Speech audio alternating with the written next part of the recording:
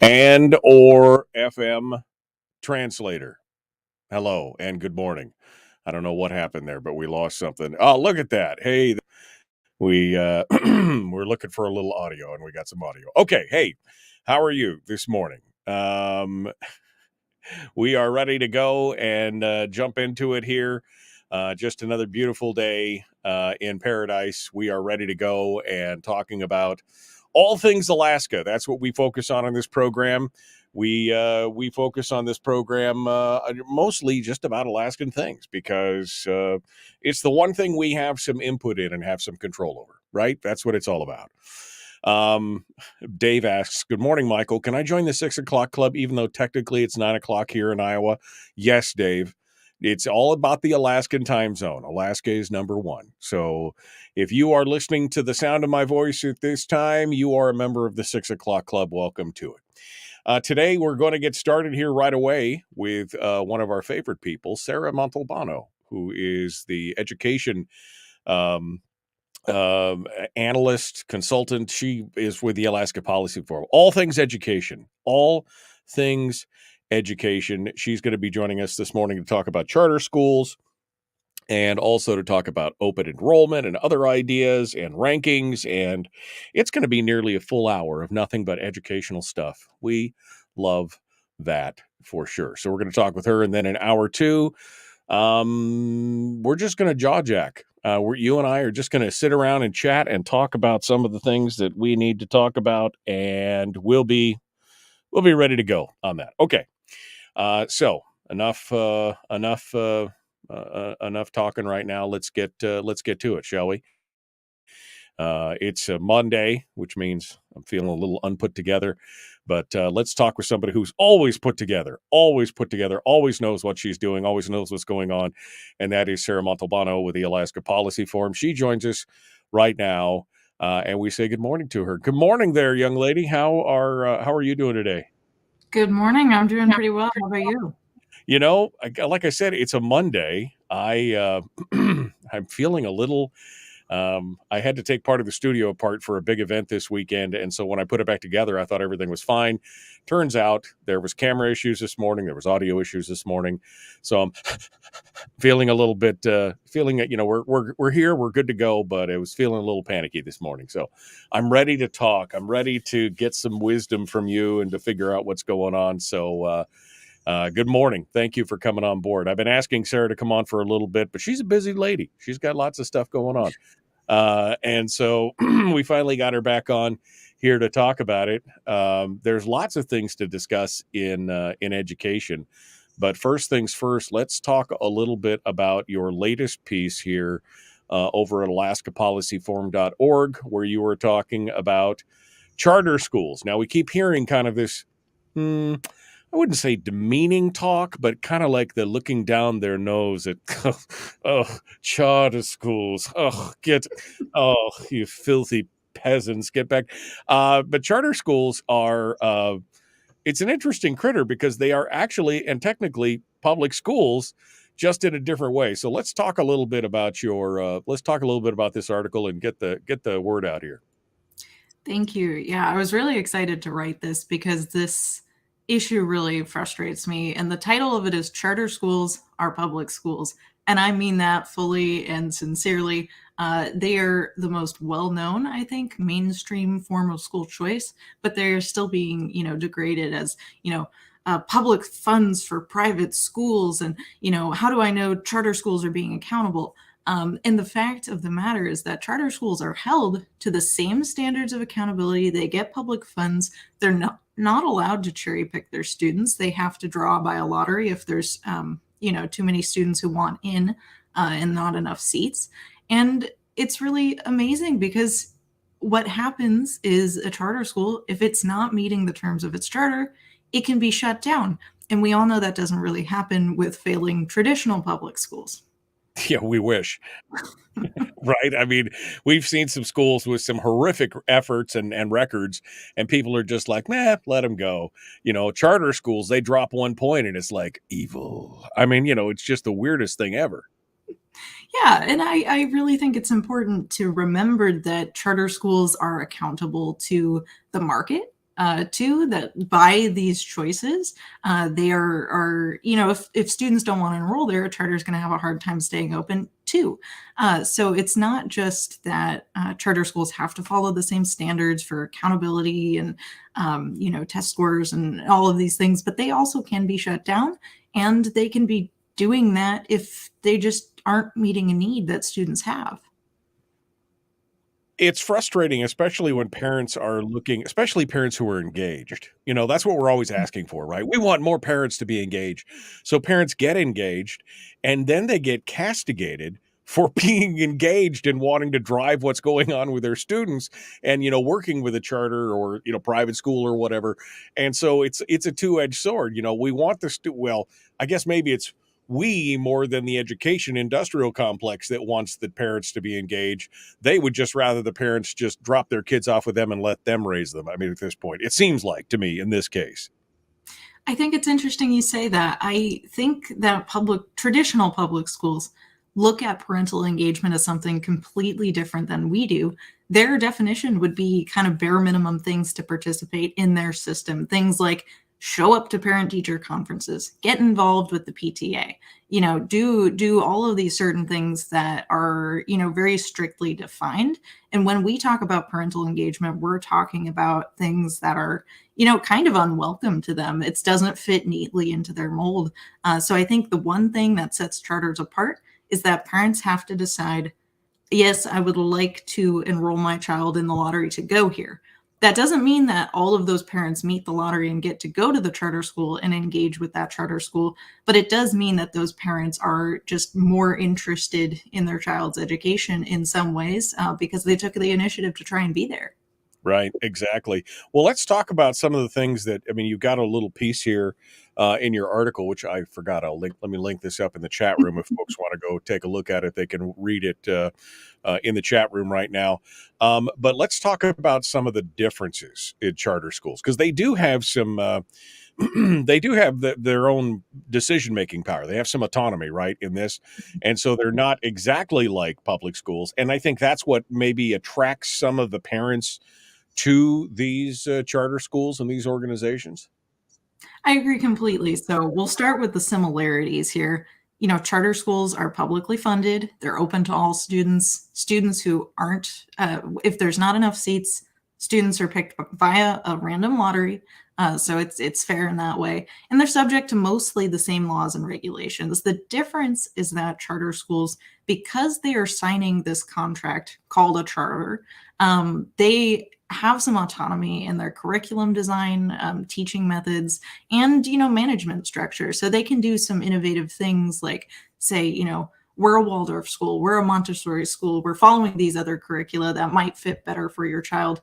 And they are able to do that because it is set out in their contract.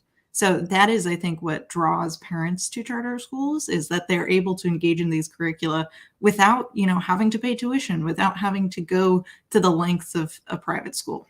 Right. And again, this is the ultimate of what I would consider to be the ultimate of parental engagement.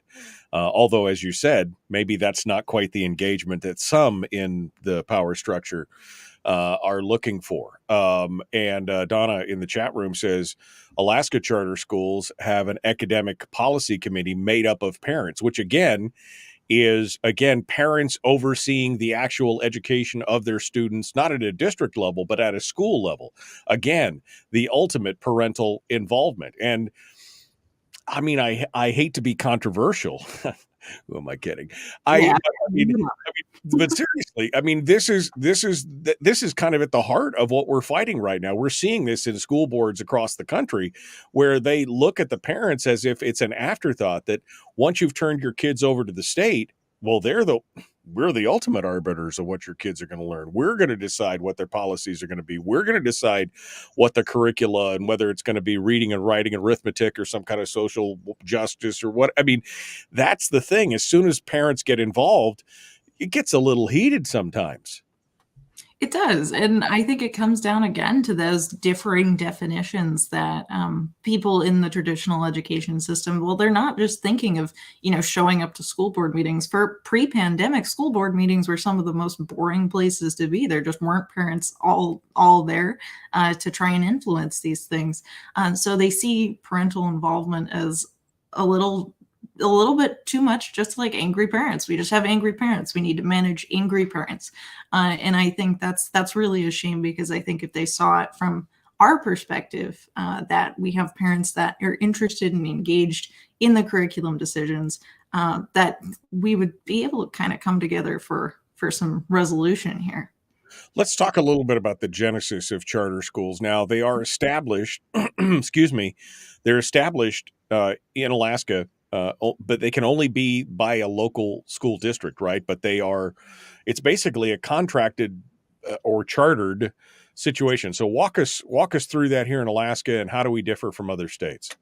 Yes, I love this part of charter school law. A lot of states have multiple authorizers. So in Alaska, a charter school has to apply to their local school board and say, here's the need we want to meet. Here's how we're going to do it.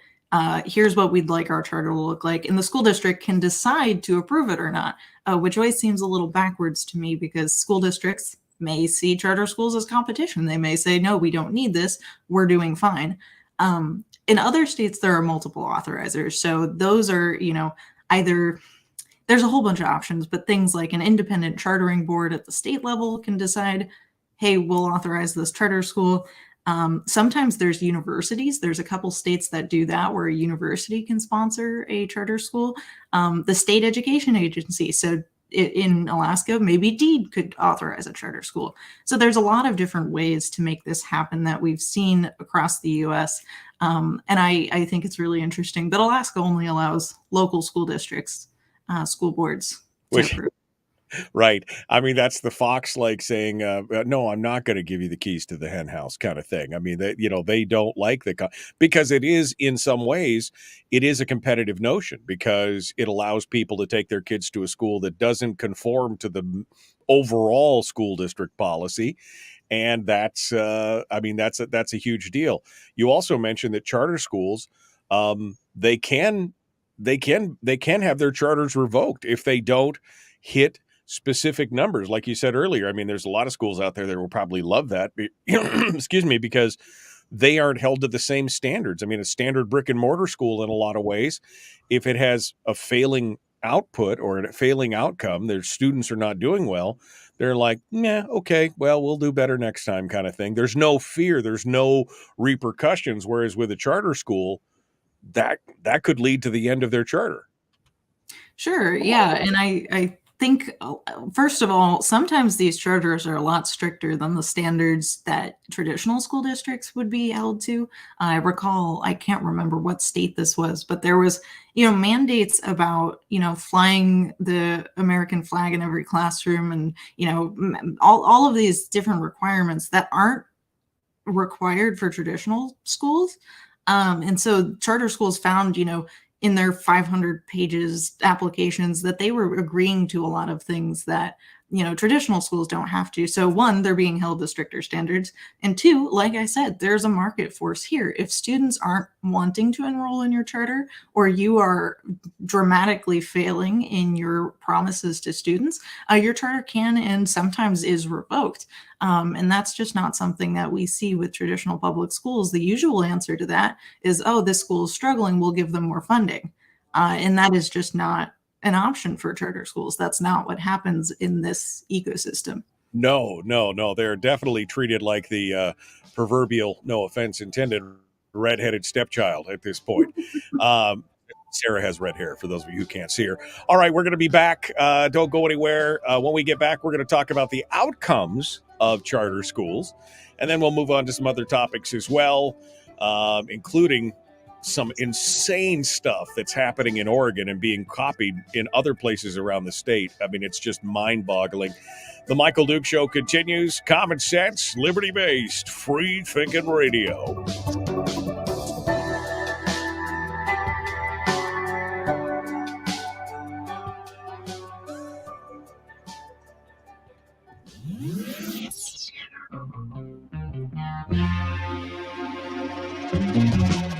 Running on 100% pure beard power. Oh, also some coffee. We dip our beard in coffee. Ha, nice beard. The Michael Duke Show.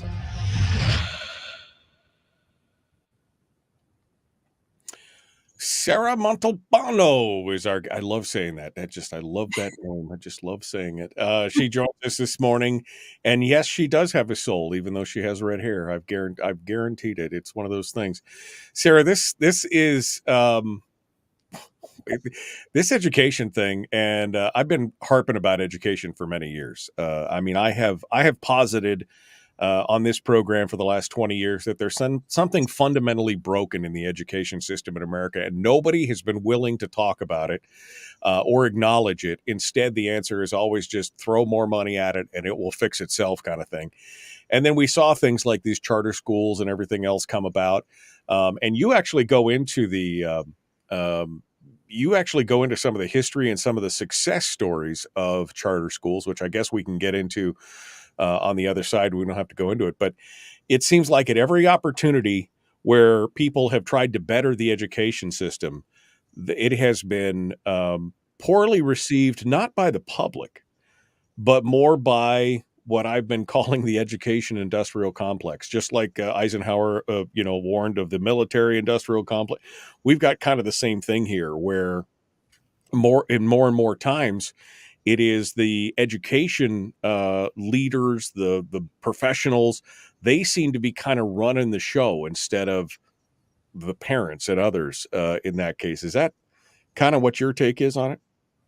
I see a lot of the same things you do. What I try to remember is the history of education in the US. It's rather long and complicated, but at one point this education made sense. This kind of, factory drill mindset was what we were preparing kids for. We were trying to make them good factory workers, and the skills you needed for that were, memorization and ability to take directions and stand for long periods. And that's just not what we want for our kids today. We want creativity and critical thinking, and all of these different things that are, the modern society. So maybe this was working. I'm not arguing necessarily that it was, but what's clear is that it really isn't working now. And we see, I think people are just resistant to change. This is a bureaucracy like any other. And what we find with that is it's just incredibly difficult to push things in the way that reformers might want. Right. Well, back in the day when Horace Mann was the first one to kind of put all this together and start talking about, I mean, it was on the eve of the Industrial Revolution. I mean, that's what they were looking for. They were looking for people who could follow instructions, learn things by rote, to stand for a long period of time, conform. That's what they were looking for. They were looking for a generation of factory workers, and hey, they created it, great. But the times have changed, and it seems like there's just a lack of imagination, I guess, in understanding that things may be like education needs, especially when we look at the scholastic achievement and the scoring and things like that. And we see that what's going on is not moving the needle. And that's what bugs me, is that, and that, and the kind of the diversion of all these other things that have nothing to do with reading, writing, and arithmetic, logic, rhetoric, reason, finding a way, teaching the love of learning, those kind of things. Instead, we get caught up in all these other things that really don't matter. Absolutely. And I've said before on this program that I think schools are really trying to do way too much, and they're not doing any of it well anymore. That the basics are reading, writing, and arithmetic, that you have to be able to do a certain level of these things in order to become, do whatever it is you want in life. I don't care if you go to college, you can if you'd like. You can go be a factory worker right now if you'd like. But the truth of the matter is you need certain basic skills, and we're just trying to do so much that we are neglecting those things as well. Well, critical thinking. I mean, I think you nailed it when you talked about critical thinking. I mean, that's part of the triumvirate, again, the Socratic method. And you ask these kids what the Socratic method is, and nobody could tell you what it is because they don't understand. Because that's what you have to develop in people so that they can analyze and be analytical later on in their lives, and they just can't we're just not doing it. It's frustrating for me to watch. It's one of the reasons why I never put my kids into a brick and mortar school, quite honestly. All right, we're going to continue on. Sarah Montalbano is our guest. Montalbano. We're going to continue with that here. The Michael Duke Show. Common sense, liberty-based, free-thinking radio. Like, share, follow. Let's get this going on. Here we go.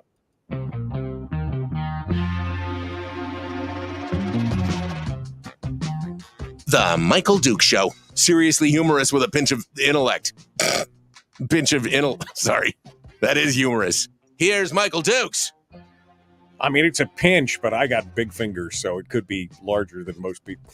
Anyway, welcome back to the program. We are continuing now. Sarah Montalbano is our guest from the Alaska Policy Forum. She's the educational analyst for AFP, or APF, Alaska Policy Forum, APF.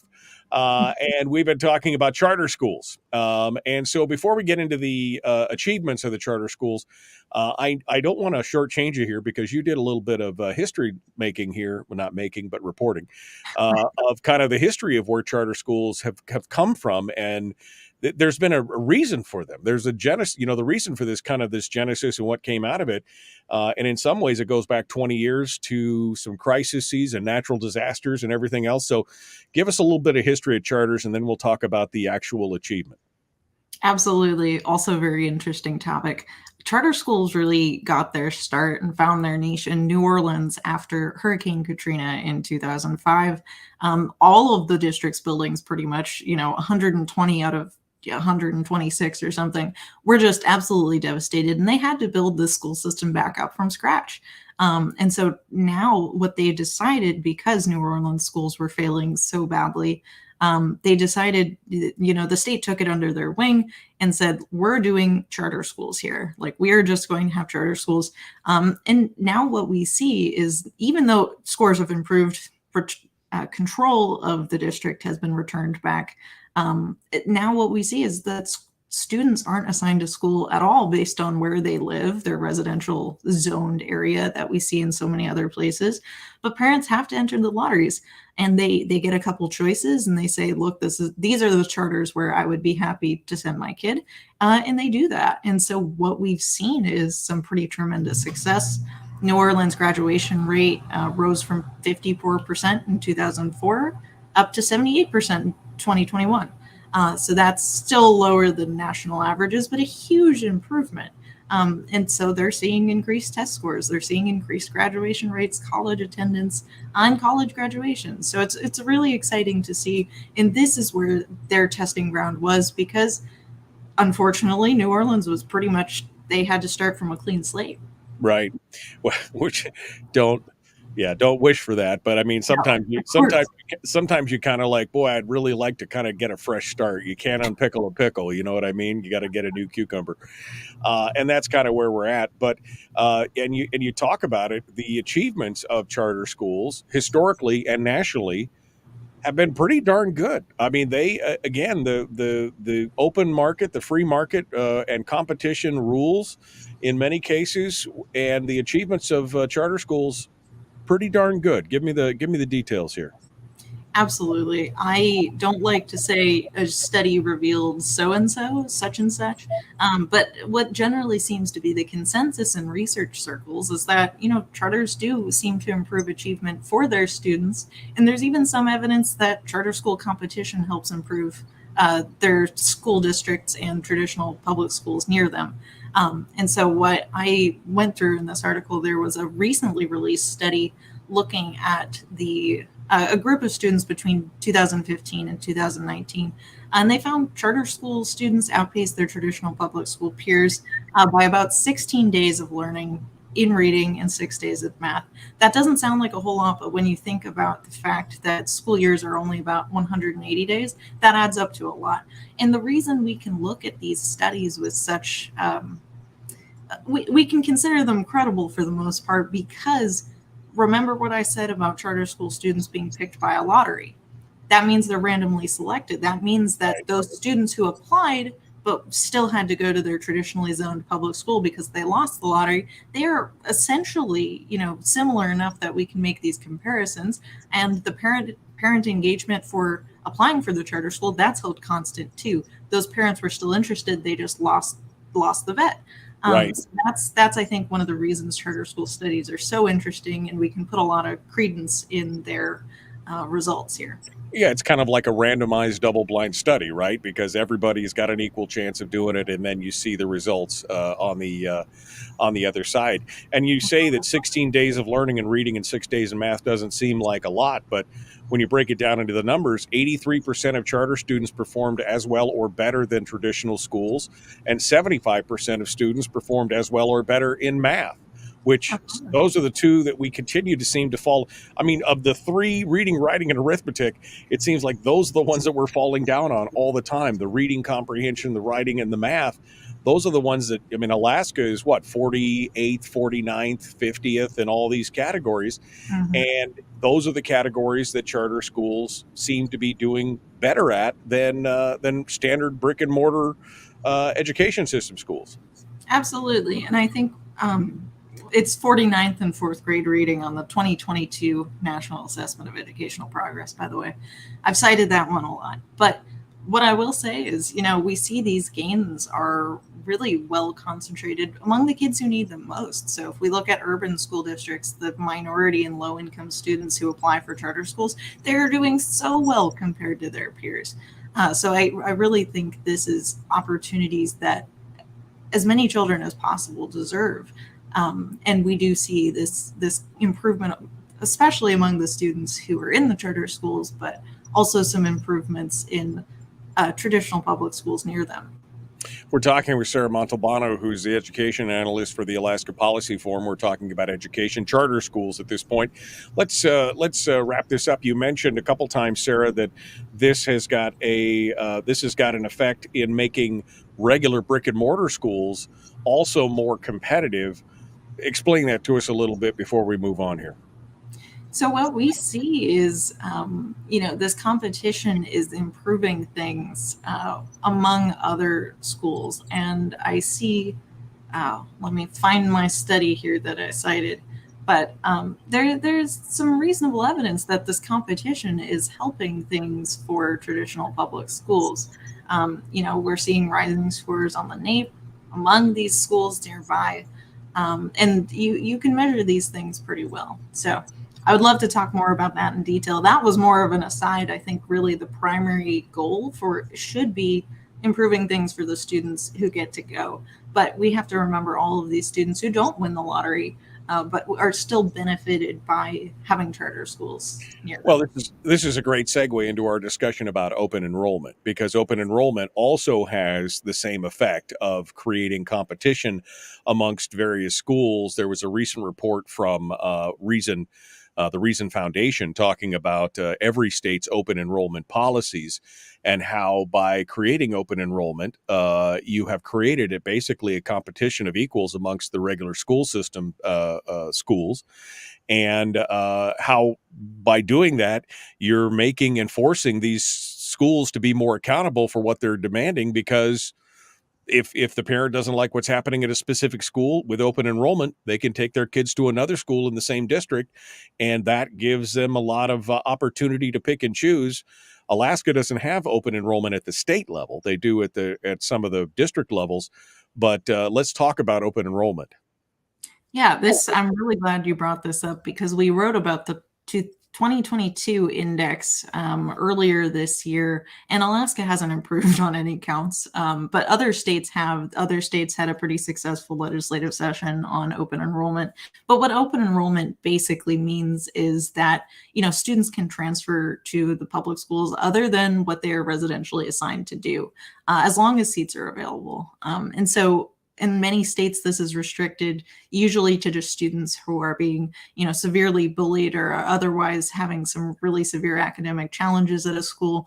But what the Reason Foundation tries to put together is like, here is what an ideal open enrollment policy would look like for states. Here are the states who are measuring up. Here are the ones who are not. And then the main forms of open enrollment are, across districts. So you're transferring from Anchorage to Matsu or Matsu to Anchorage.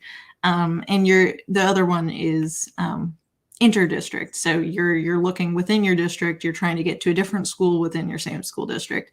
And so there's a lot of things to talk about in this one. But what I really loved is Reason cites a report that they did earlier on Wisconsin's cross district enrollment. And what they found is that the districts do respond to competition.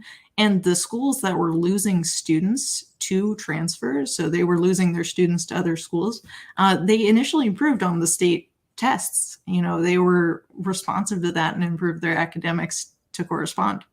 Right. They did better because they were forced to basically pick up their pace because, oh, we're losing students. We've got to do something to retain these students. We've got to do something to remain attractive in the marketplace of ideas. And so we've got to do better in what we're doing, which is completely antithetical to what the normal model is, which is we'll just keep going and maybe we'll do better next time, maybe. But there's nothing forcing it. As soon as that there was open enrollment and people started picking and choosing which school they wanted their kids to go to, that's when they discovered, whoa, wait a second. We have to do better to keep attracting or retaining these students in these various schools, specific schools within a district or within a state. Now, only 5 states or 6 states have actually implemented 4 out of the 5 best practices that Reason had suggested. But the good news is 34 states have, one or maybe some. I mean, Alaska has none of these 5 things. Some of the districts, like Matsu, for example, has got an open enrollment across their district. They won't bus you to it, but you can choose any school in the district if there's room and take them over there. But the suggestion here is that we should be doing something like this at a state level. Absolutely. And I think what Reason is suggesting is, either mandatory or voluntary open enrollment across districts, within districts, along with some transparency and reporting requirements where the state education agency has to tell you, okay, here's the number of students who were turned down for transfers, and here's the reasons why. And what they really want is that the only really acceptable reason to turn someone away is if you don't have the seat for them. All of these other choices, if it's a voluntary open enrollment, you might say, we don't want that student for whatever reason. And that's just not really fair. So what I see Reason suggesting here is that Alaska's flunking on all of these marks at the statewide level. Right, exactly. Well, and the bottom line is with the decline in student enrollment since COVID, and there's been a tremendous decline in enrollment in brick and mortar schools since COVID, there should be no problem having an empty seat in some of these schools, right? I mean, this should not be an issue. If the parent's willing to get the transportation to get them to where they need to go, this should not be a problem. And this should, again, be the ultimate in parental interaction and parental involvement in deciding where they want their kids to go and making those choices. And ultimately, it's good for all the schools, both the school that the kid is put in and the school that the kid was pulled out of, because now they are, again, having to be more competitive in the marketplace. This really is kind of that breach of the free market, getting into this educational system. Absolutely. And Wisconsin aligned their financial incentives so that districts want to take transfer students. They have a set fixed amount of funding that follows that student. And so when you get a transfer student, you get the funding that comes along with it. So there's no reason for districts to try to turn students away as long as they have the seats they want them, because then they get that funding. So I really do think we can practice some regulatory humility here too, but we can also say, like, this is what's working. This is a very free market approach that allows market signals to come into play here. It improves schools across the board with this introduction of competition. And it's the thing that most respects the rights of the parents too, right? Right. You shouldn't have to buy an expensive house in a nice neighborhood to get a good school. Right. Whoa. You're going into my whole backpack funding thing right now, talking about the things following the students. I mean, all these ideas that, again, I can hear people already at the headquarters of the NEA or the, local NEA chapter screaming at the screen right now, because that's something that they definitely are not interested in. That's for sure.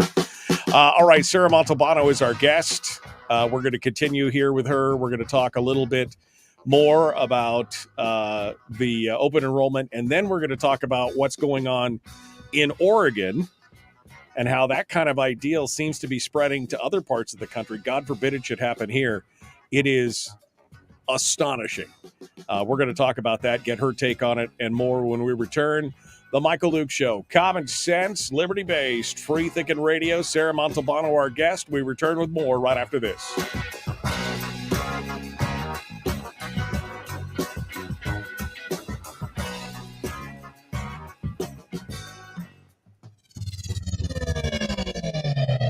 Your mental suppository. The Michael Duke Show.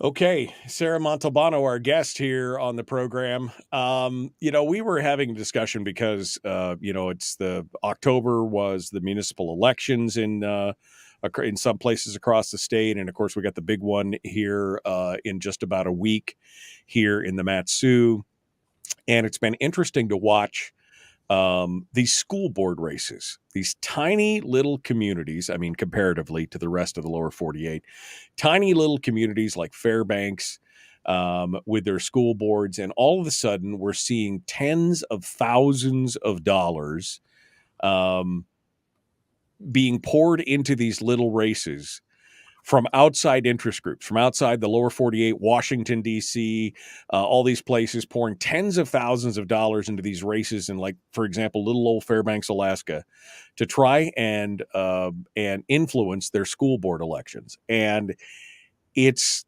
astonishing to watch. Do you have any thoughts on all this outside interest on the school boards and the school district levels?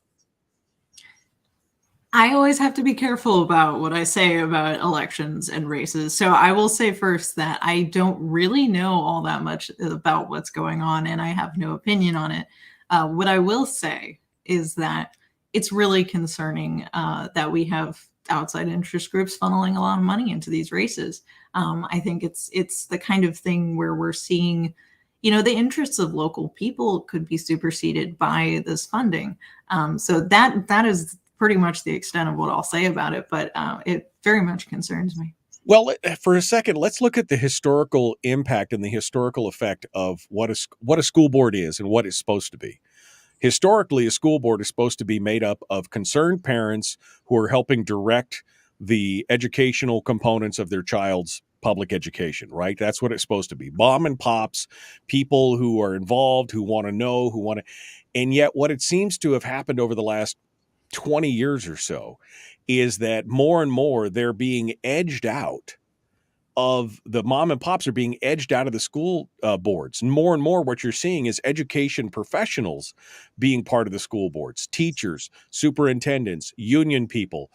In Fairbanks now, this last election, the entire school board is made up of education industry people, with the exception of one.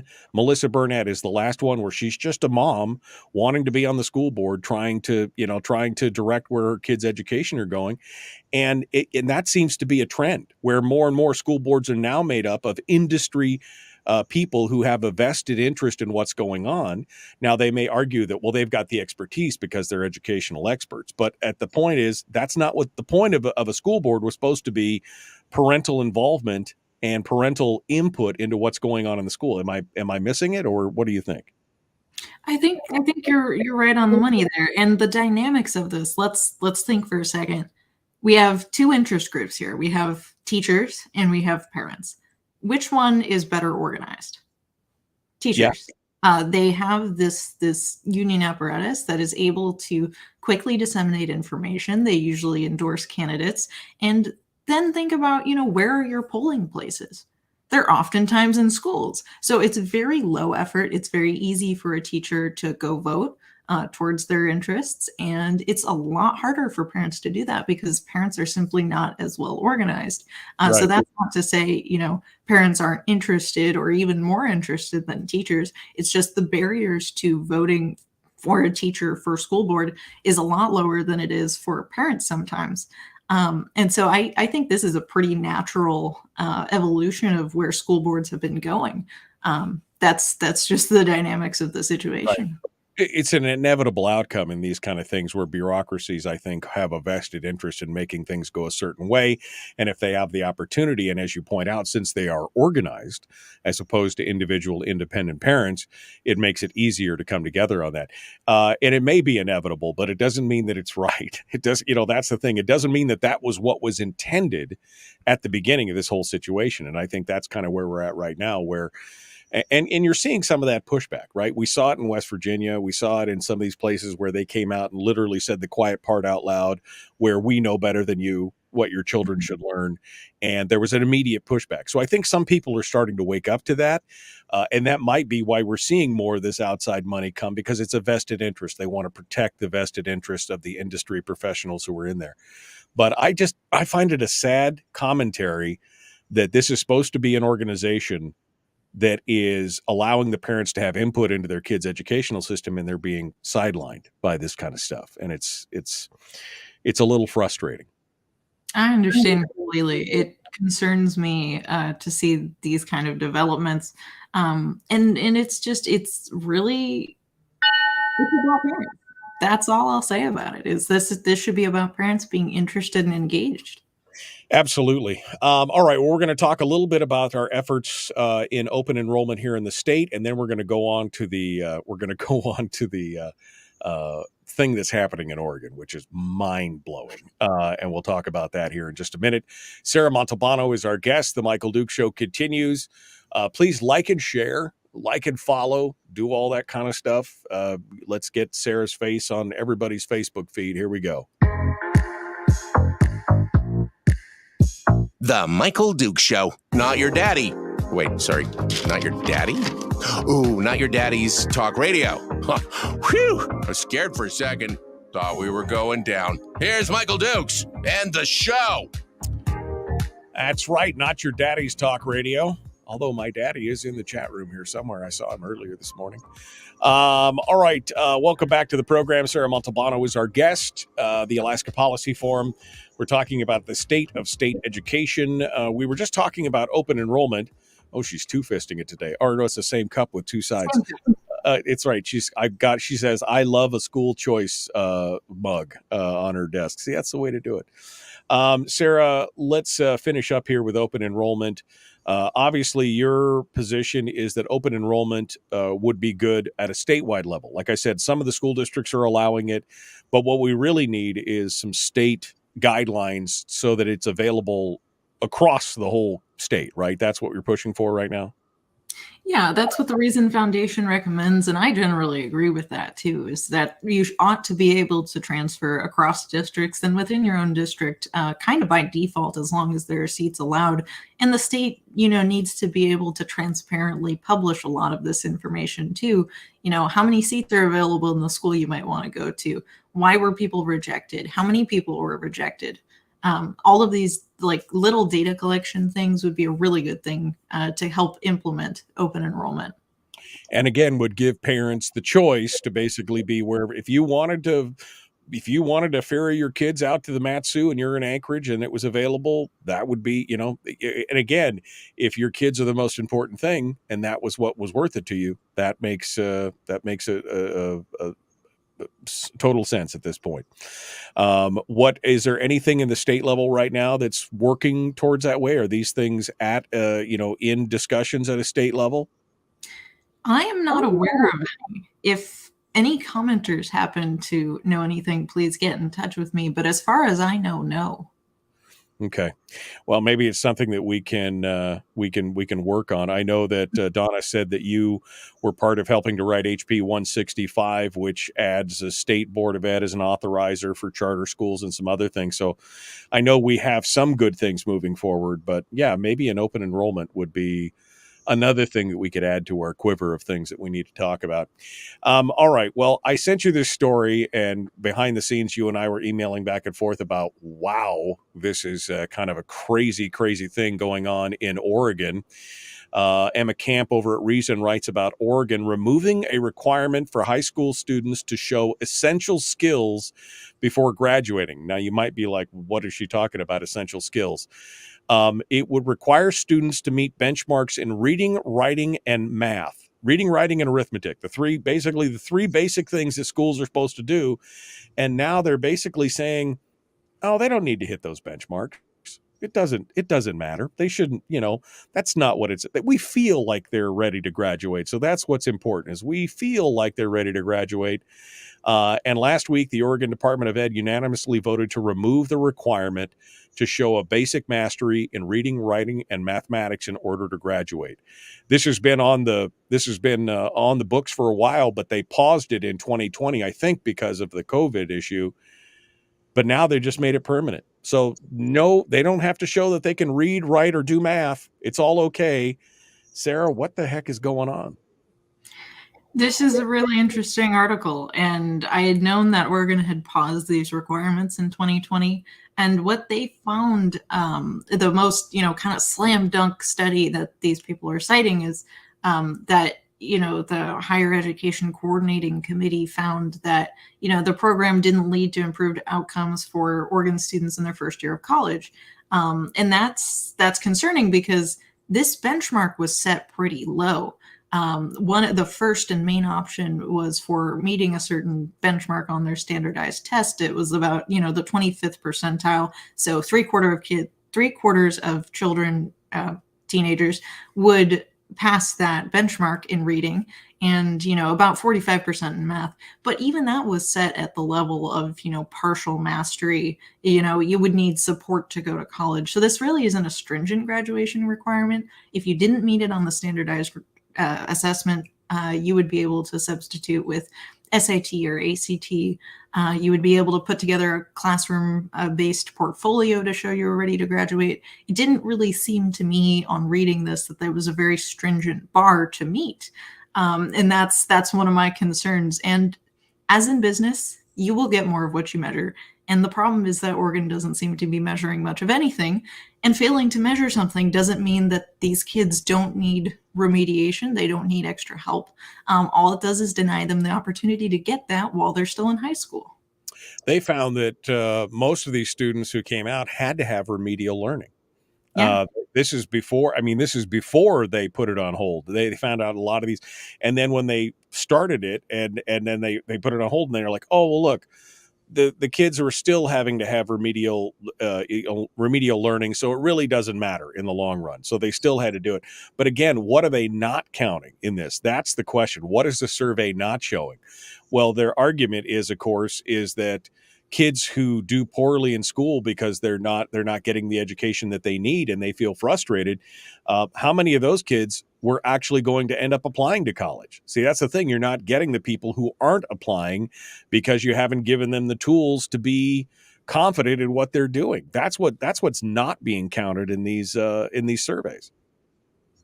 Absolutely. And you said it better than I could, but these are the students who are not likely to be going to college anyway.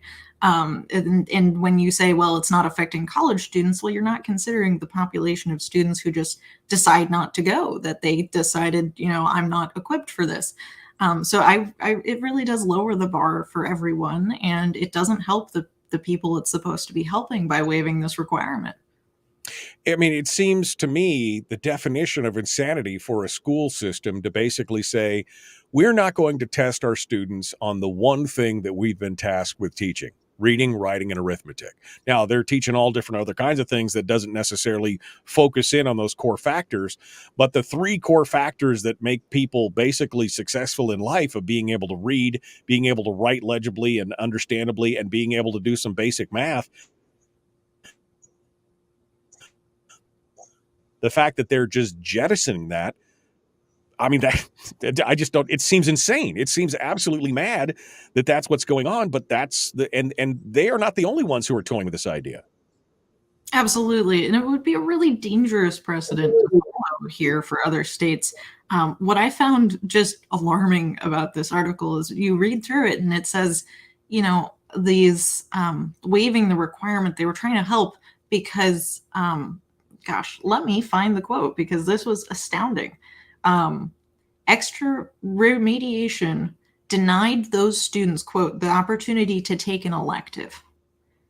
I think it is more important that students graduate knowing how to read, write, and do basic arithmetic than it is for them to necessarily get an elective. Right. They're electives for a reason. They're not part of the core curriculum.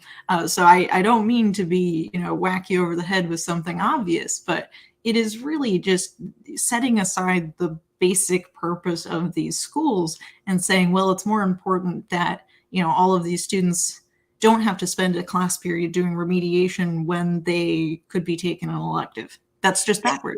No, I mean, that's exactly it. I mean, basically the whole paragraph says, however, critics of the requirements for being able to read, write, and do math have framed the extra remediation, the extra education for many low performing Oregon students received as damaging. It's damaging that they get extra education, that they get extra remedial learning.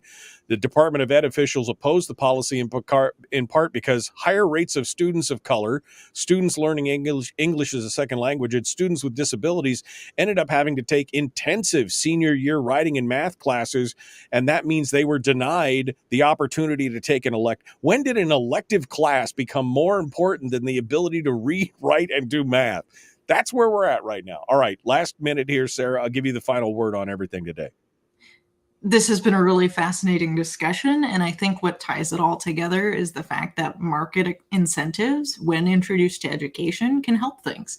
Once we introduce competition via charter schools or open enrollment, that seems to improve things for students, both in those schools and outside of them.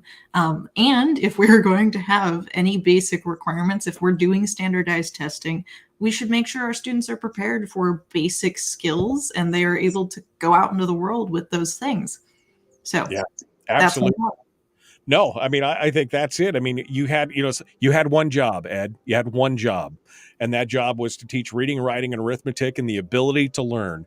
And instead, we're stuck on all different kinds of things far afield, and in some cases, we're even jettisoning the metrics and the yardstick that we use to test what your core functionality is supposed to be. It's astonishing. Sarah Montalbano, our guest, Alaska Policy Forum. Hour 2 of the Michael Duke Show is dead ahead.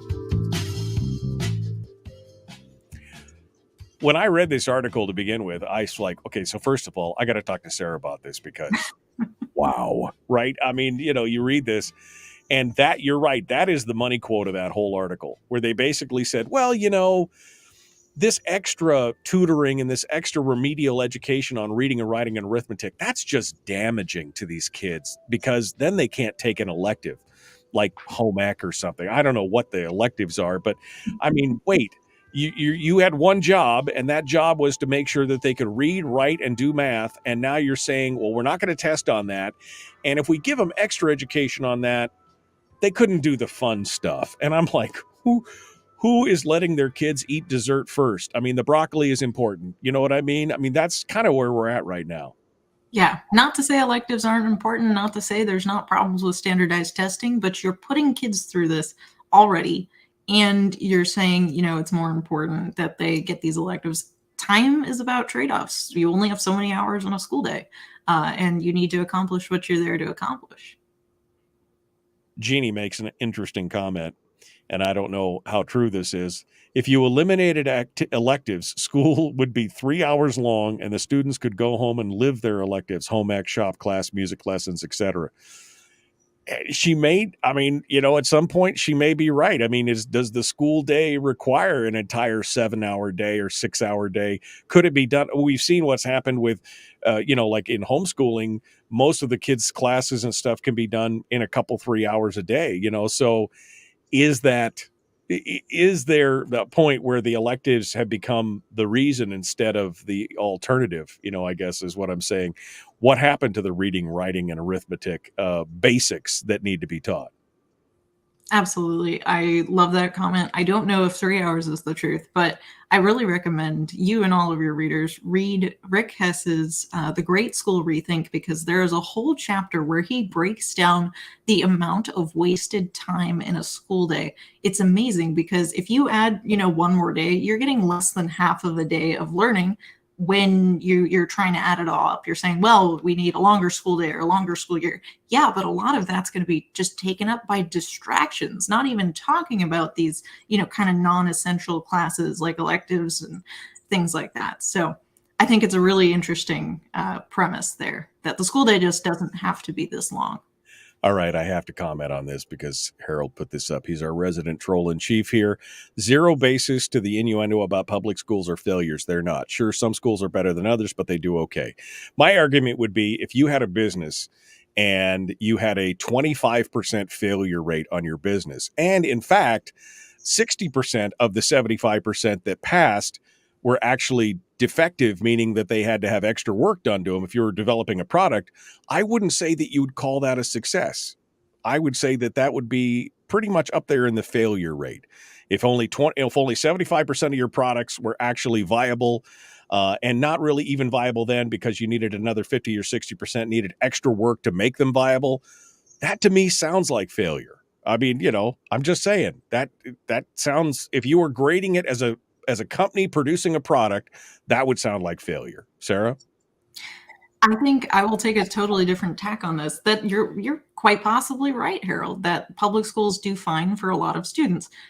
Parents generally are very happy with their schools. They rate them A's or B's a lot of the time. But that doesn't change the fact that parents who are not satisfied with their schools need to have a choice to opt out. And the best way to foster competition and to say, schools, maybe they're doing fine, but they can be better. And we need to be striving for better. Yeah, definitely. And that's why, again, the choice of a charter school, backpack funding, homeschooling. I mean, there should be other options, and those options should be embraced instead of this uniformity of everybody's got to get in line and do the basic public school thing like we say you need to. Instead, if parents want to opt out, they should have the choice to do that. Absolutely. All right. You caught me with a drink in my mouth. All right. Sarah Montalbano, our guest. We didn't even get a chance to talk about my favorite subject, which was the idea of, because you mentioned it in the Oregon thing, many of these kids weren't going to go to college anyway. And that, of course, is deemed a failure in many people's eyes. But with the workforce, the way we have it today, the fact that we need so many skilled workers in the blue collar trades, which are looked down upon by many in education, is just astonishing. There are so many opportunities, so many voc eds, rocket programs, things, apprenticeships, things that could be done. And we need to start treating those a little differently in the public schools as well. Your thoughts on that here for the last minute?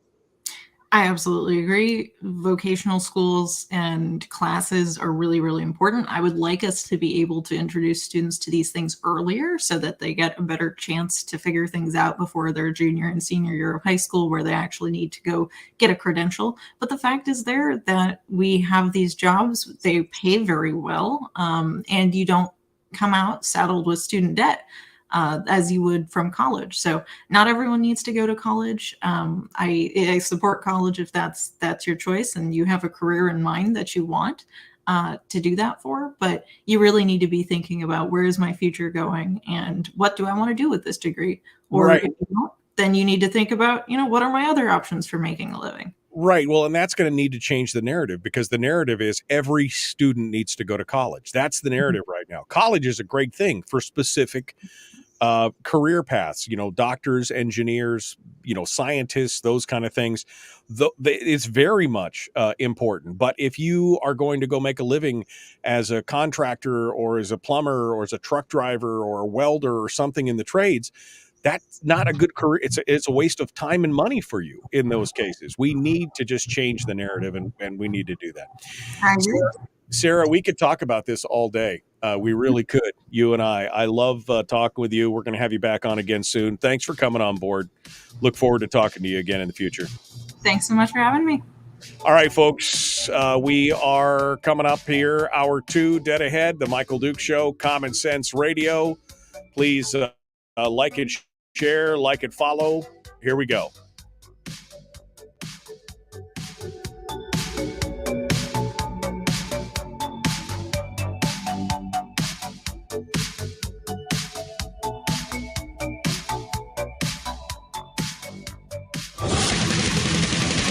Whoa, buddy. Put that thing back in its holster. We haven't gone anywhere.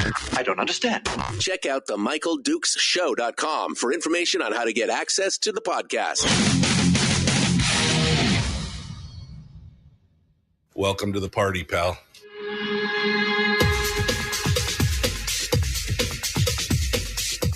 The Michael Dukes Show. The greed and the entitlement is astounding to me. What more could you want from a low-budget radio program? This is a dumpster fire. That was just BS. It is time to get a new perspective. We know just what you need, and we've got just the cure. Open wide and prepare for a steaming hot cup of freedom. I just don't fathom it.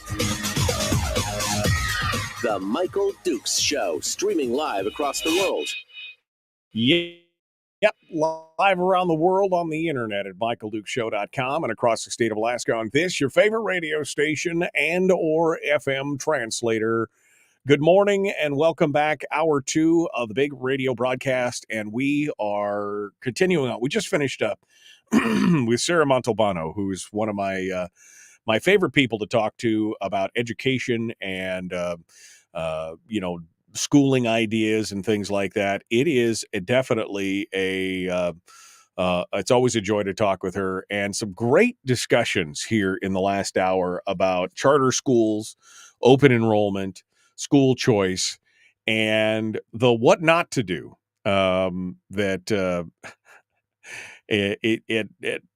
What not to do. And I guess Oregon is the prime example at this point of what not to do. So I'm going to continue this discussion this morning along those lines on education, since we're here, and it's something that I feel very strongly about, and we'll let you sound off. If you disagree, if you think that the things that Sarah and I were talking about in the last hour are not right, or that we're wrong in some way, that feel free to call in and give us a counterpoint to it. The phone number is 907-433-3150. 907-433-3150, powered by our friends over there at Satellite West, or you can find out them at satellitewest.com, where all their local dealers are and everything else. Phone lines are open right now. If you want to be part of it, here's where we need to go. Let's talk for just a second about this thing in Oregon, and we're going to go a little deeper than what we talked about here with Sarah. We talked about in generalities. I will post this article, by the way, up into the chat room for folks to read along with if they want to hear more about it. Here's what it says. Oregon is removing a requirement for high school students to show essential skills before graduating. Those essential skills, by the way, are requirements that students meet benchmarks in reading, writing, and math. Last week, the Oregon Department of Ed unanimously voted to remove a requirement for Oregon high schoolers to demonstrate a basic mastery, basic, not advanced, not just a basic mastery in reading, writing, and mathematics in order to graduate. The requirement, which was most often met using students' standardized test results, has been on pause since 2020, which I'm assuming has to do with the fact that there was the COVID pandemic, and schools were closing, and they didn't want to mess with the graduate. I'm sure that was all part and parcel of it. Although I would question even then why they would pause that law if they're doing distance education or some kind of electronic learning or something for students during the COVID pandemic. It would seem to lowering the standards wouldn't seem to be the best choice if you're trying to teach these kids and get them to graduate to be useful adults. That just seems like kind of insane, I guess is the word I'm looking for. According to state documents, the assessment of essential skills benchmark is typically met when a student meets a cutoff score in a statewide standardized test. Now, they couldn't use alternatives like SATs or ACTs. The cutoff scores have been available, as I mentioned, because it's been on pause since 2020, but a state guide from 2016-2017 school years lists the cutoff for one popular test, the Smarter Balance test, which students take in their 11th grade year, as a score of 2515 for reading and 2543 for math. That basically means they only have to hit the 25th percentile. They only have to, this is a basic comprehension of math on that. The assessments would put the scores roughly in the 25th for reading and 45th percentiles, respectively, for math and reading, assuming no. So, again, this is basic essentials. This is not you have to be reading at a college level. This is not advanced placement. This is just basic assessment of skills. And it's crazy. While the math cutoff in particular at 45th percentile may seem high, both ranges would barely put test takers a few points into the level 2 range of Smarter Balance's 4-level scoring range, basically barely half. Level 2 scores are defined by the testing organization as meaning that a student has a, quote, partial understanding of and ability to apply the knowledge and skills associated with college content readiness, adding that a student at this level would need support to be ready for college, meaning that even if they passed this assessment for essential skills in Oregon, which they've now stopped, but even if they were forced to do it, that means that the student at this level would need support, meaning remedial education. They would need extra schooling to be ready for college.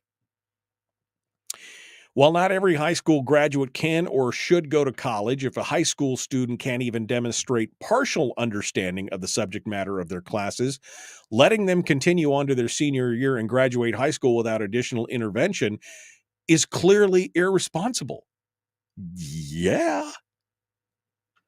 However, critics, and this is the part that Sarah and I this is the money quote right here.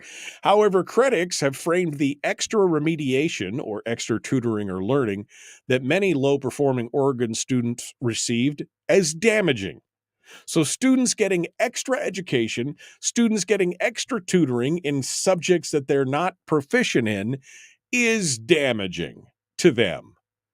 Department of Ed officials opposed the policy in part because, quote, higher rates of students of color, students learning English as a second language, and students with disabilities ended up having to take intensive senior year writing and math classes, extra remediation that, quote, denied those students the opportunity to take an elective, according to a quote from the Oregonian. So they are more concerned that these students of color, students learning English as a second language, and students of disability, instead of being proficient in reading and writing and arithmetic, they are instead more concerned that those students didn't get to take an elective over becoming proficient in the 3 R's. Emma Camp goes on to say, valuing electives over basic skills seems like a strange set of priorities. Ensuring that students graduate with basic academic competence should surely take precedence over their ability to take an elective course. But that's not yes, surely. They go on to talk about valuing electives over basic skills seems like a strange set of priorities. Ensuring that students graduate with basic academic competencies should definitely take precedent. The strongest evidence supporting ditching the competency requirement is a 2021 report from the state's higher ed committee, which found that the additional requirement didn't lead to improved outcomes for Oregon students in their first year of community or 4-year college.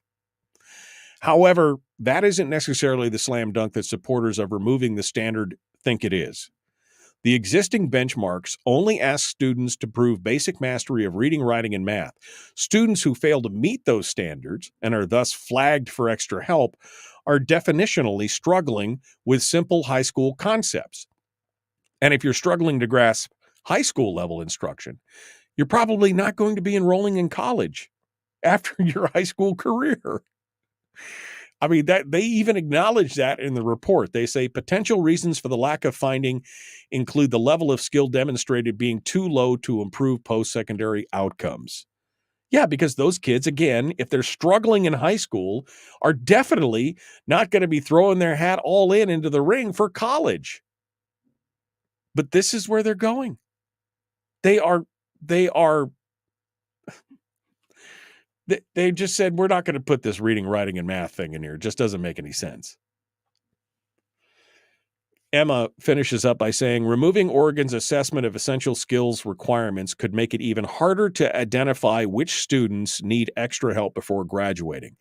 By removing an objective measure of student achievement, especially when compared to ever-inflating student GPA, high school graduation in Oregon risks becoming functionally meaningless as a measure of educational attainment.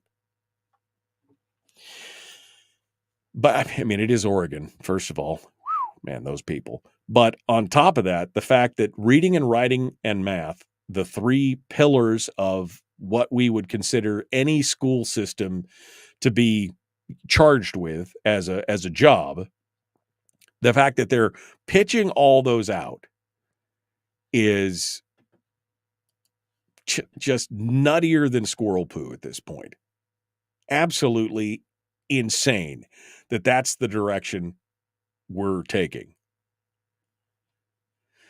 We need to be engaging, folks. We need to be engaging, and whether it's a charter school or a private school or a pandemic, pod, a learning pod, or a teacher share program, or a homeschooling, or whatever else, parents are taking the bull by the horns and doing their own thing for a reason. They're not doing it because the education system is doing fantastic, right?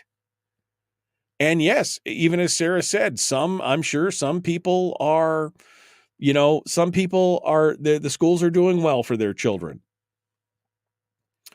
But for the lion's share, it seems like they're not doing so hot. They're not doing so hot. Obviously, any school system in my mind that immediately takes out any kind of tracking of students' achievements in reading and writing and math seems to me like you're taking out the quality control of any kind of product that you're producing. Right? I mean, again, going back to what Harold was saying and my analogy of, if you're producing a product, if you're producing a widget that's supposed to do X, and you take out any testing that shows the readiness of that product to do X, that just seems counterintuitive. Does it not? Or is that just me? I mean, am I this thing on? Am I talking to myself? Is it just me that's looking at this and going, you had one job to teach reading, writing, and arithmetic, to teach the ability to learn, to give them basic foundational skills, and now you don't want to test on those specific skills? Is it because you've received poor marks in the past? Is it because in the 2016, 2017, 2018, 2019 timeframe, you were still falling short of the goal, and now you'd just rather not put your finger, just put your fingers in your ear, and you don't want to hear how you're doing on it?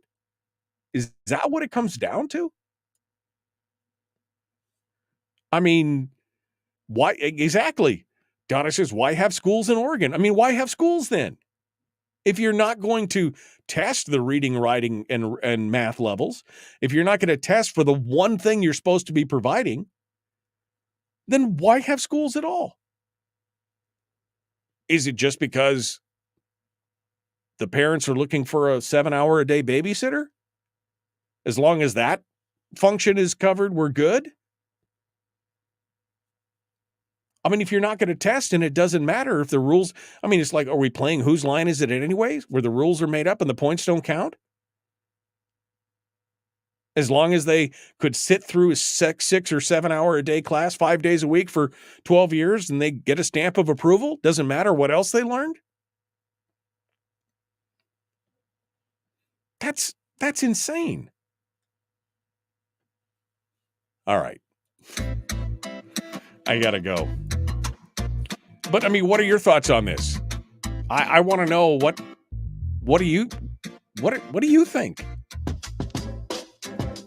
907-433-3150. 907-433-3150. The Michael Duke Show. Common sense, liberty-based, free-thinking radio. We return with more right after this.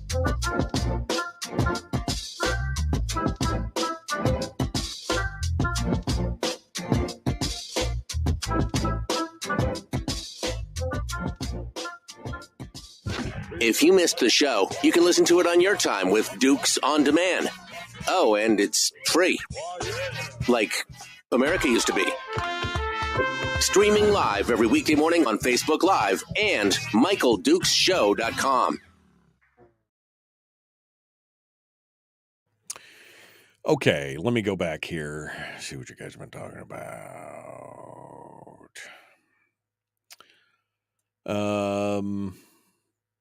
Donna says, thank you, Sarah. Competition works. I agree with that.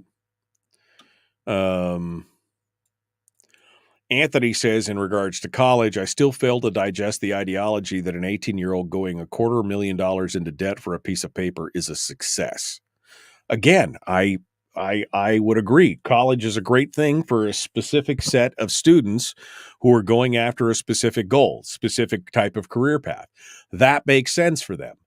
But if not, then we can't just deem it a success because you got a 4-year degree in underwater basket weaving or whatever because you could stick it out. I mean, that's a test of your stick-to-itiveness more than anything else. Congratulations, Harold. His daughter's on her final training to be a registered nurse. Good job. Good job.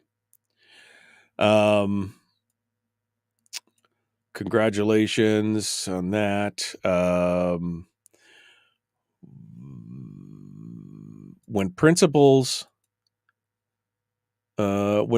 at work at the IKSD, which I don't know which school district that is, send their kids to Mount Edgecombe, you have all the proof you need that the state is wasting your money out here, says Willie, who's out in the bush.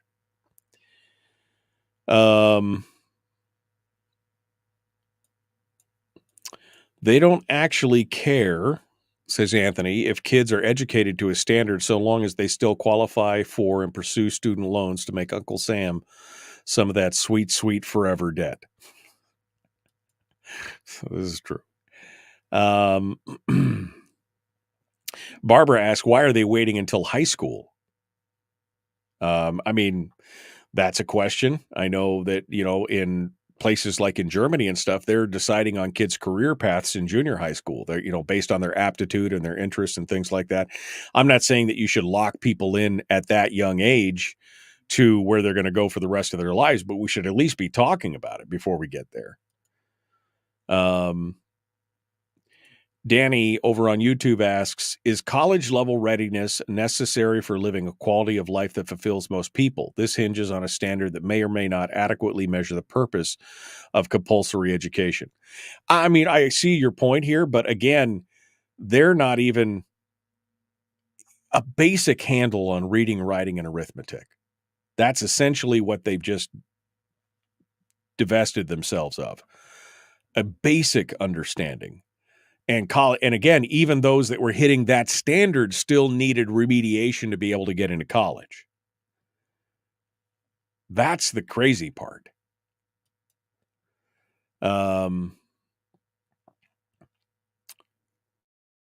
Let's see here. Forget, what's Melissa say? Forget about going to college. If they can't read, they can't even take the written driving test. They can't vote even if they wanted to. The next generation is being hobbled. I mean, I think it's up to us to make sure that our children are, in those categories and can read and do all those kind of things. But yeah, again, why have schools in Oregon at all? Because schools employs people. It's about government jobs. I mean, that you're not wrong. The part of the public is looking for a 7-hour-a-day babysitter, and there's people who need jobs out there. That's what it all comes down to. Lower Kuskokwim School District. Thank you, Bill. All right, we're down to the last minute. Sarah was drinking coffee. She highlights that she's drinking coffee.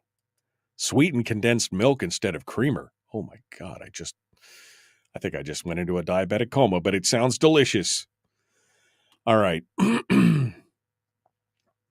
Barbara says, but for basic skills, literacy, math, writing, that should be at the end of grade school. That competency should be established at the end of grade school. Junior high, high school has a different function. I mean, I am not disagreeing with you, but again, the fact that they took that completely out of the high school at the end is still just flabbergasting. Flibbity-jibbity. All right, let's go on. Let's move ahead here. Phone lines are open. We'll take anything you want to talk about. The Michael Duke Show, Common Sense Radio. Here we go.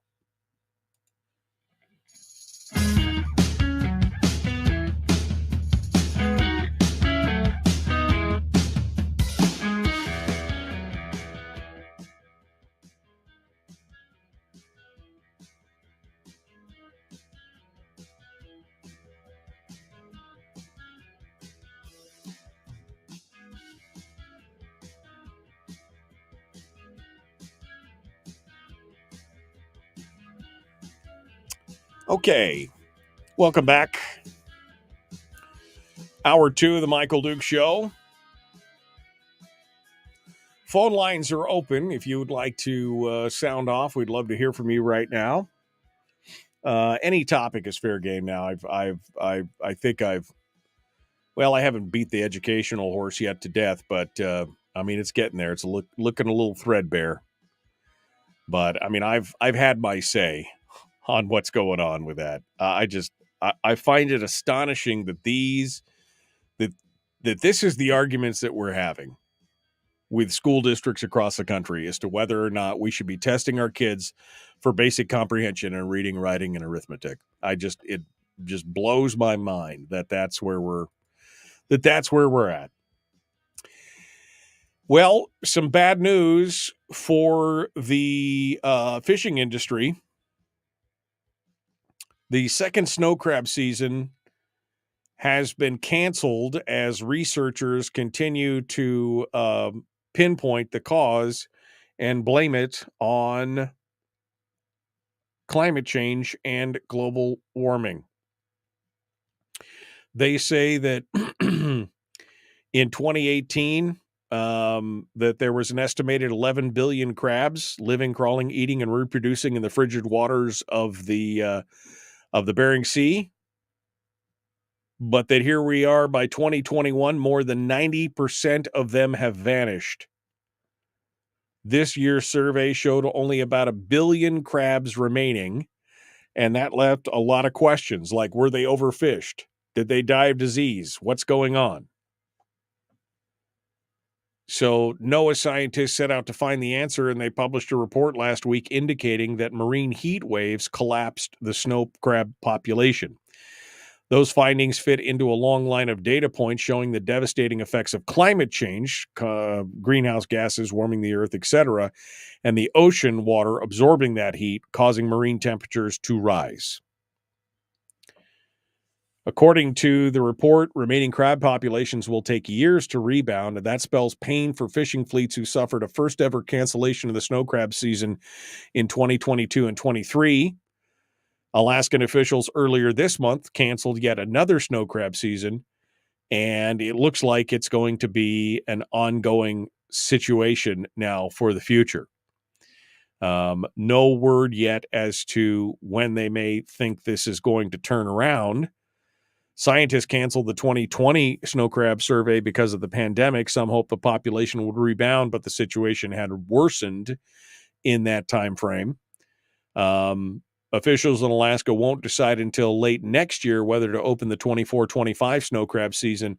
And even if they do, the harvest will likely be modest. Those closures and recovery periods are a sign of things to come.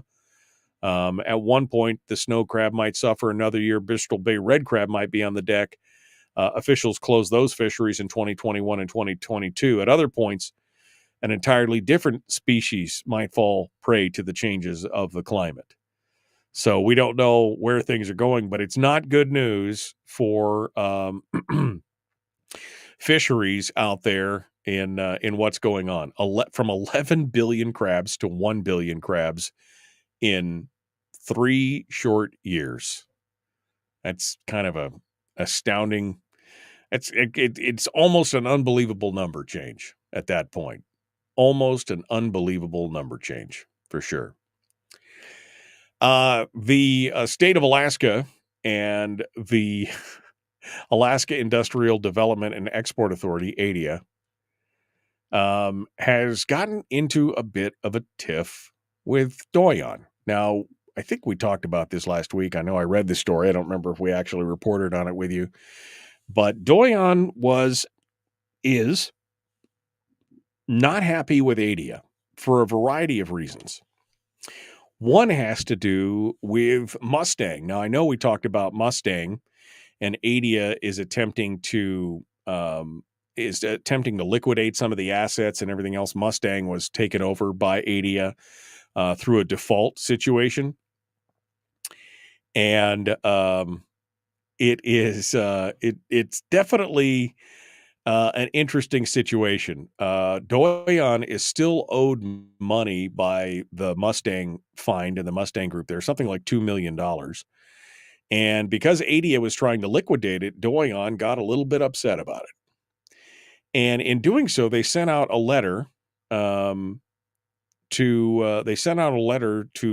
basically to everyone, and basically said that they were canceling land access to the Ambler Road project, which it's a 212-mile road, something like that, and about 10 or 11 of those miles run through Doyon land. In the prime version, they got 2 or 3 different variations of where this land could go. In the best one, Doyon has about 11 miles of surface that the road would transit. So they cited poor treatment as a factor in a sharply worded letter outlining its decision to cancel the agreement with ADIA. The 3-year agreement ends in April, and it has allowed for contractors to conduct studies needed to support the development of this road and other things on Doyon land. Doyon said in their one-page letter that they do not intend to extend the agreement or enter into a new land access agreement with the state agency. They also expressed disappointment with the state agency's action on the North Slope oil field project that Doyon was involved in, and this is the Mustang field. The statement, it was a strongly worded letter from Doyon CEO Aaron Shute. They later go on in a statement from Josie Wilson, the spokesperson for ADIA. Significant progress has been made with the communities and tribes regarding the project and benefits and jobs and economic development. It's an unfortunate and frankly unfair that Doyon is tying issues not involved with the Ambler Road to its support for the Ambler Road. Well, I mean, if you've got leverage, I guess you use the leverage you can when it comes down to it. In the letter, Shute said that Doyon entered into the road access agreement in 2021 with a hope that Doyon shareholders and communities in its region would benefit from the road project and any potential mineral development. But 2.5 years after the deal was signed, there's no agreement in place to meet those objectives. And he continued on and said, Doyon's relationship with ADIA and the Ambler Access Project has been fraught for many years. Our public record comments and letters to ADIA leadership reflect many of our concerns related to the project and the poor treatment that we received from ADIA. Again, part of this goes back to the whole Mustang thing. Doyon is currently suing ADIA over that debt for unpaid work at the oil project there. And I'm sure this all is part and parcel of it as it continues. The interesting part is that ADIA is just moving forward. They're planning on spending $7 million to continue on with the road to Ambler. On Thursday, the board voted unanimously to approve $6.95 million. That figure will be matched by Ambler Metals, LLC, a firm that holds the broad mineral belt that the road is intended to reach. By the end of 2024, ADIA and Ambler Metals will have spent $54 million on the road. And that means this is where it's going. Now, the vote followed a decision earlier this month by Doyon to suspend working with ADIA. Doyon-owned land lies on the path of the top 2 preferred routes. The third option, intended and identified in a federal analysis earlier this fall, does cross land where Doyon owns the subsurface rights, but not the rights to the surface. So apparently they're going to go with the third option that cuts across where they don't own the actual surface rights. Doyon declined comment, and referred to the company's prior statement. Again, Doyon owns lands covering 10 to 12 miles of the proposed 211-mile route. and Doyon land had been envisioned as the site of gravel pits needed for the roads. Doyon again sued in mid-September over a separate issue with the Mustang pad. But they're just going to continue on ahead. ADIA is just there. No pain, no suffering here. We're just going to keep going. I have questions. I have many questions at this point as well to find out.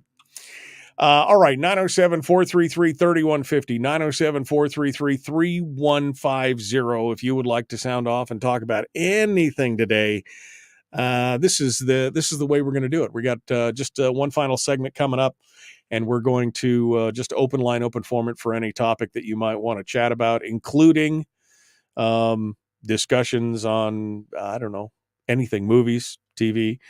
We watched some goods. I watched a very funny movie this weekend.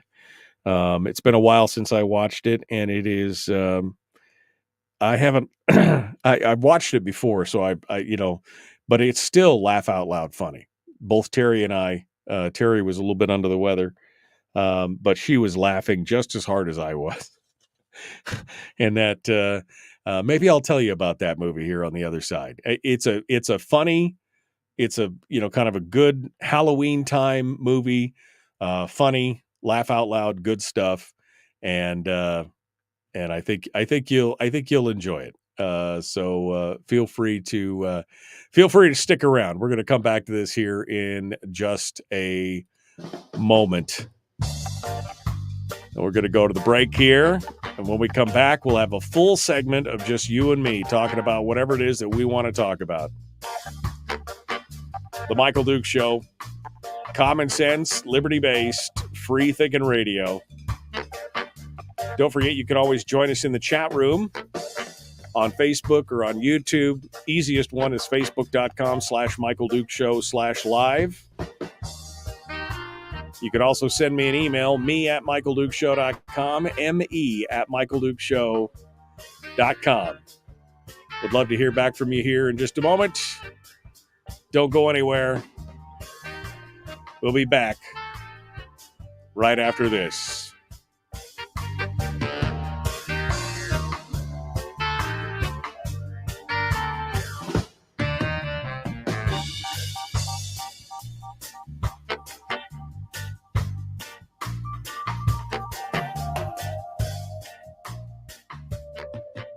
We're broadcasting live through a series of tubes. Allowing all of these entities to provide streaming stuff going on the internet. Well, it's kind of hard to explain. Sorry. Streaming live every weekday morning on Facebook Live and MichaelDukesShow.com. Oh, okay. What else? There we go. Nuclear plant, cancer encounter.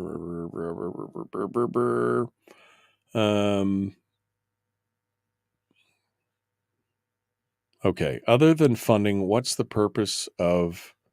Maybe Sarah, if Sarah's still in the room, she can answer this. Cindy says, other than funding, what's the purpose of the MAPS testing in December? I don't know. I'm not sure. Again, maybe Sarah can answer that question if Sarah's still in the chat room this morning. Can you say, Jeannie says, I wonder if the Chinese trawlers will also be restricted from harvesting snow crab. And then Bill says, can you say draggers? Yeah. I mean, sure, maybe the warming of the ocean is a big part of it, but I would also say that dragging the entire bottom of the ocean, scraping it like a freaking whisk, probably doesn't help their habitat either.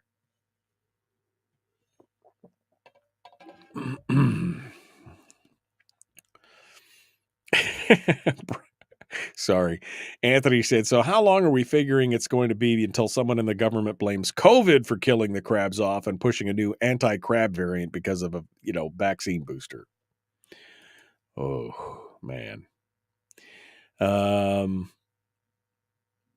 It's trawlers. Dick says that when somebody asks about the Russians, or if the Russians are dropping pots out there, Russian hatchery fish out pressure on the salmon feed and the environment, but not crab too much. It's the trawlers destroying the bottom and the bycatch that is a significant part of the problem.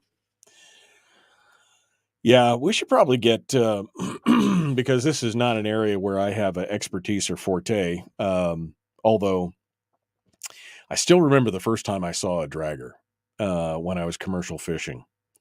I mean, I'd seen the little, flying nets and things like that for smaller boats that they'd done some, that they'd done some fishing like that. I didn't think too much of it. That's, little tiny.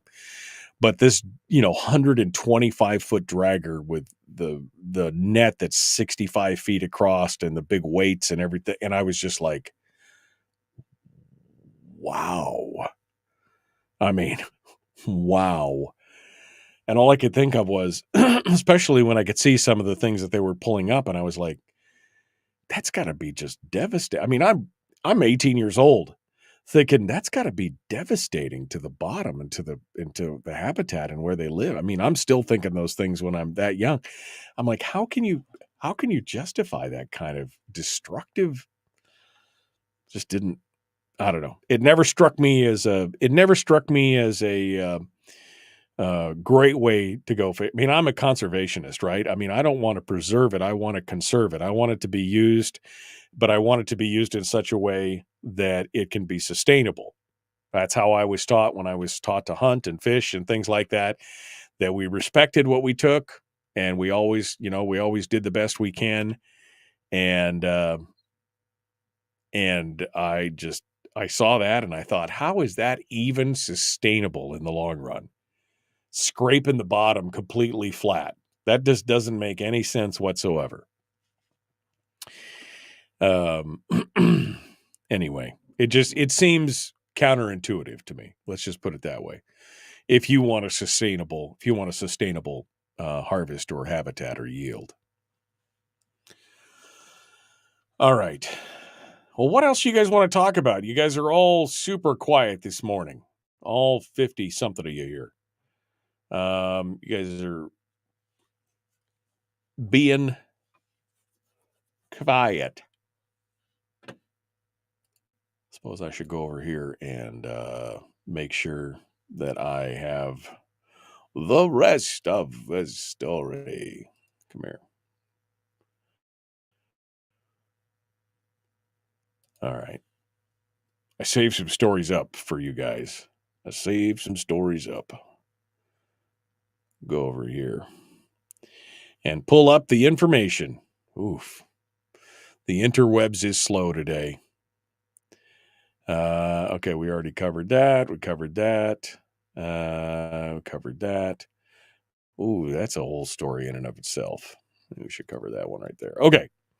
So if we don't get any phone calls or anything else, I've got a good piece up talking about what we want to talk about here. Don't go skating on the ice. That's that was one of the news stories this morning on KTUU. Don't go out on the ice right now. It's not a good idea. Apparently, some people have fallen through already on these different ice ponds around the Anchorage area. Lone Ranger on the school board. Pray for me. That's what she says. Okay, we're 10 seconds out. Let's get to it. Here we go. The Michael Duke Show. Common sense, liberty-based, free-thinking radio. Like, share, follow. Let's do this.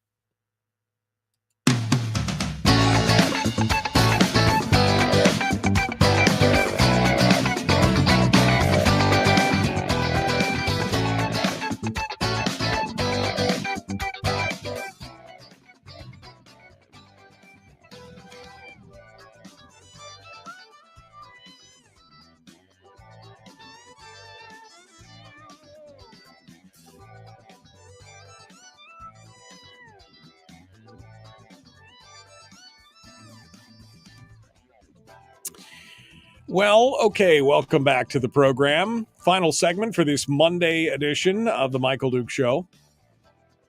Been a fast show today. That first hour with Sarah is always good. I always enjoy that. If you missed it, Sarah Montalbano was our guest from the Alaska policy form, and you can go back and rewatch that on the replay on Facebook or YouTube, or you can subscribe to the podcast. Podcast goes up every day right after the show, and all you have to do is subscribe on what is it? Castbox, Stitcher, iTunes, Google Play, Spotify. Spotify is the easiest for me. I listen to all my podcasts on Spotify. And all you got to do is give us subscribe, and it can be loaded right into your device every time, ready to go. You can listen to the show. You don't even have to get up early. I know that's a big deal for many of you. Just getting up. I talked to somebody the other day. I used to listen to your show all the time when it was, because my show originally was from 4 to 6 in the evening, every evening, always on the drive home, And he's like, but I can't get up at 6 o'clock. I just can't get up that early. Well, that's why God made podcasts. That's why you want to just get a podcast or watch it on the replay or watch it on your TV or whatever. It's surreal, by the way. I was on my TV the other day watching YouTube, and I saw my own face on the thing, and I was like, what? Oh, yeah, I guess it is. It's up on you. So I watched a few minutes of it. It's kind of surreal to see your own face up on the big TV up there on the wall. Kind of crazy, isn't it? All right. Well, let's see. What were we talking about? I was going to share. Well, first of all, the phone lines are open. So if you want to sound off on anything, now's the time to do it. I've got open phone lines today. Any topic is fair game. If you want to comment on what we've been talking about here, I'm happy to discuss any topic that you want to hit on, education or otherwise. But before we went to break, I was talking about yesterday. My wife and I sat down and we were watching a movie, and it's been a while since I watched this movie, and it was kind of a whim. I'm like, hey, we should watch that. That's kind of fun, and it was fun. It was so laugh out loud funny that it was just. I had to chuckle. And it's a movie kind of it could be watched anytime, but really it hits home. Terry is one of those ones that plans out her movie watching for Halloween because she loves like the Halloween movies, like Michael Myers Halloween and the Friday the 13th and all the classic horror slasher flicks. She like gets her whole October all stacked up, and she's got a couple of my kids in with her on that, and they sit there and they had a marathon the other day while I was gone. They had a marathon of I don't know how many of the Halloweens they watched. I mean, there's like a dozen of them or something, but they just love to do that for the Halloween season. So this one was this movie was called Tucker and Dale versus Evil, which if you haven't seen it, it is. It's pretty freaking hysterical. It's Alan Tudyk and I can't remember the name of the other guy, but Alan Tudyk from Firefly and Resident Alien. And they play two guys in the West Virginia, the Appalachian Mountains, who've got a vacation cabin they just bought and they want to renovate. And there's a bunch of college kids. And it's a series of misunderstandings where the college kids think that the two hillbillies are out there to kill him, and the hillbillies were just trying to fix up their cabin. And, they tried to save somebody who, hurt themselves. And it becomes this whole thing. It is absolutely hysterical. It's like a parody of a slasher film because, it's a set of misunderstood circumstances more than anything else. And again, I haven't laughed out loud quite that hard in a long time, but it's a fun thing to do. So if you get a chance to watch it, my movie recommendation for today and tomorrow, because I guess you can watch it anytime. But Tucker and Dale versus Evil. It's a great show. It's still a slasher flick, so there is some blood. Don't let the kids watch it, so to speak, but it's very funny. It's very, very funny. You should go out there and put it on your watch list right now. I watched it on Prime, I think, is where we watched it last night. Gary in the chat room makes a comment here about Alaska DOT now claiming they need $400 million to replace the bridges for the heavy trucks. Is this due to the ore truck runs? If so, Fort Knox should pay. I did get a couple comments when I was up in Fairbanks here last weekend, weekend before last now, from people who were very upset about the Manh Choh mine and the ore hauling and everything else. And to which I completely understand people being upset about it. I can understand their point of view, now without necessarily, necessarily agree with it to address their point of view. But my whole point with this whole thing from the very beginning is this is everything that's been done, and they went out of their way. The mine went out of their way to make sure that everything that they did was legal and above board. Now, you may not like the results. You may not like what has happened with it, but they did everything in their power to make sure that everything they did was legal and above board. So if you have a problem with this, if you have an issue with this, then I think maybe you might want to take that issue maybe more towards the state or to whatever agency is in charge of that stuff.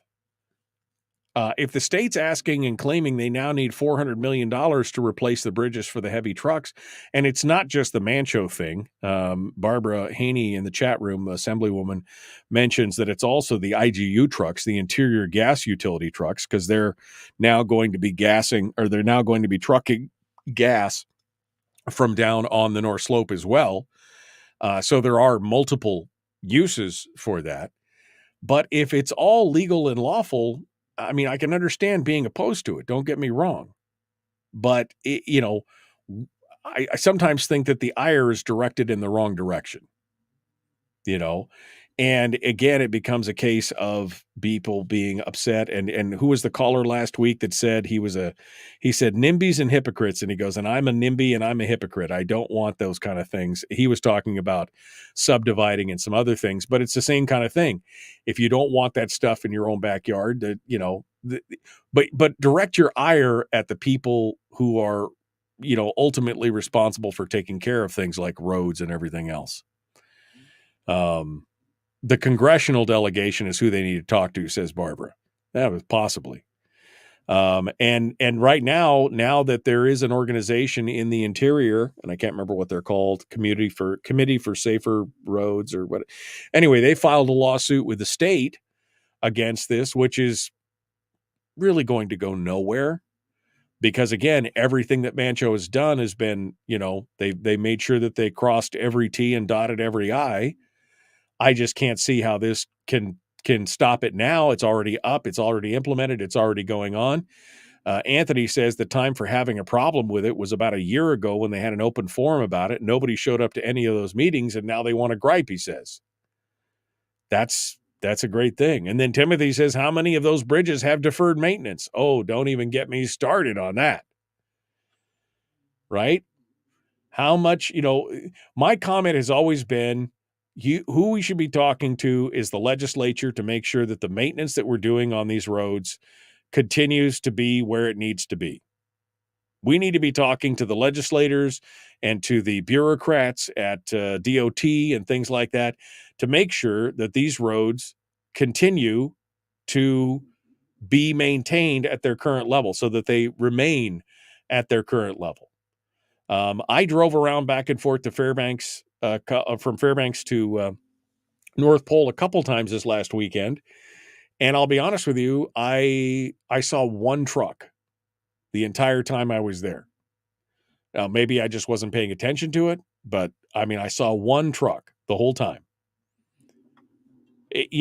People are talking like they're going to be nose to tail 24 hours a day for miles and miles and miles. And I just don't know what to think about this. Is this much ado about nothing? Is this just, a knot in my backyard and I'm worried about it?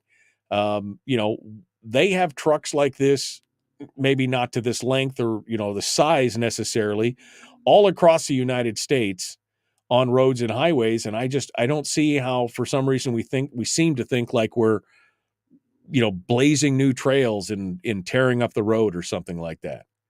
We see this stuff all the time. I just don't see, I just don't see it being a big deal. And yeah, they are paying for it through fuel taxes and a special, they're paying their share. Maybe it's not as much as you'd like to see them pay, but it's still paying their share. So I did get a couple people that came and stopped and talked to me about this and had their say. And I understand that they were people who were opposed to having the trucks going on. And my question was to them, to one of them specifically, I said, okay, so what's your solution? What's your solution to do that? And they said, oh, well, they should build a processing plant at the mine. Yeah, but what they said was it's not economically feasible to create a crushing and processing plant there. That's why they're trucking it over to Fort Knox, because that is feasible. The other one isn't. So what do you do then? Well, I don't know. Okay, well, that's if you don't, don't be complaining about it if you don't have a viable solution. If your solution is shut them down, eliminate the 120 driving jobs and all the other jobs that the mine would produce, and the extra work that is up at Fort Knox that's going to be produced out of that, and the extra jobs. If you just don't want the progress, then I guess just say you don't want the progress, or have a plan that's feasible and viable and legal, which is what these people did. I just, again, I'm a little flabbergasted by the whole being up in arms about it. But maybe I don't have property that runs right up on the highway there, or is dependent on those roads as much as I used to. All right. Well, we got more coming up tomorrow. Brad Keithley, Chris Story. It'll all be good. We'll be ready to go. The Michael Duke Show. Common sense, liberty-based, free thinking radio. We'll see you tomorrow, my friends. Have a great day.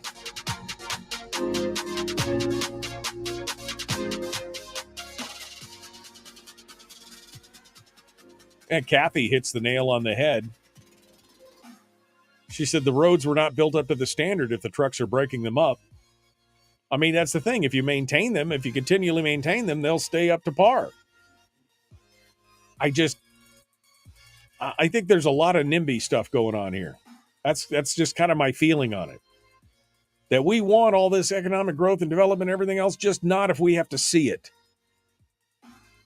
or deal with it, or live with it. I mean, if the roads are getting torn up, then there's one person you need to call, and that's the head of the DOT or your legislator. Because they're paying for their road gas just like everybody else. And then some. All right. I got to go. I will see you guys tomorrow. Have a great day.